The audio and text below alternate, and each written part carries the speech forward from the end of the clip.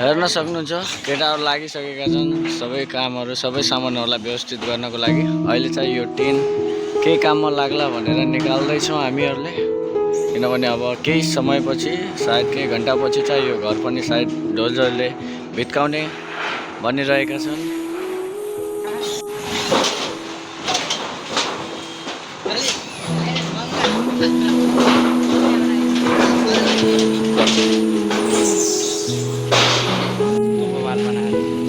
यस्तो दामी दामी घरहरु हाल्ने यार बिचाराहरु।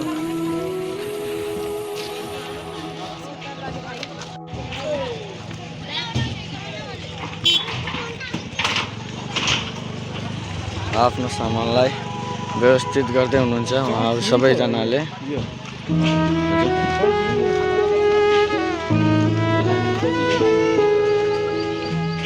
हेर्नुस् अहिले चाहिँ नेपालमा चाहिँ धेरै गाह्रो परिस्थिति चलिरहेको छ सुकुम्बासीहरुमा बस्नेहरुलाई।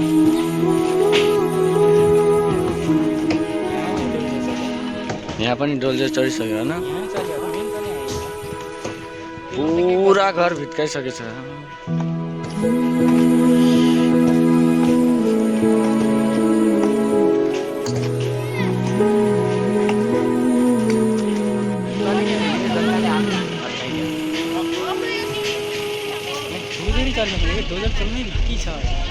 डोजर चल्छ होला नि त केही समय।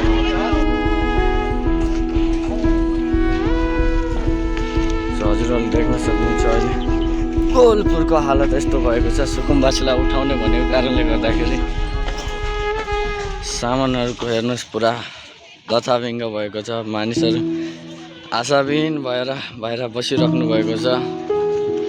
मलाई आशा छ सरकारले केही गर्नुहुन्छ भनेर। हेर्न सक्नुहुन्छ जो कि घरहरू आफ्नो सामानहरू बचाउनको लागि उहाँहरू मेहनतहरू गरिराख्नु भएको छ अहिले। अनि यो चाहिँ सार्वजनिक विद्यालय थियो र अहिले भर्खरै चाहिँ डोजर आएर भत्काएको छ र अझै पनि घरहरू भत्काउने क्रम जारी नै छ। हजुरहरूले देख्न सक्नुहुन्छ यहाँ साह्रै गाह्रो परिस्थिति छ अहिले चाहिँ यो समयमा।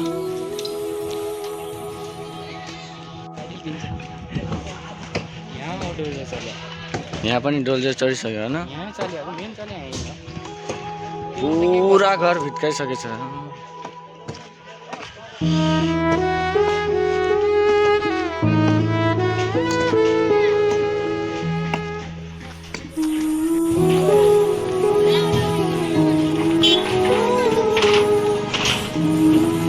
आफ्नो सामानलाई व्यवस्थित गर्दै हुनुहुन्छ उहाँहरू सबैजनाले।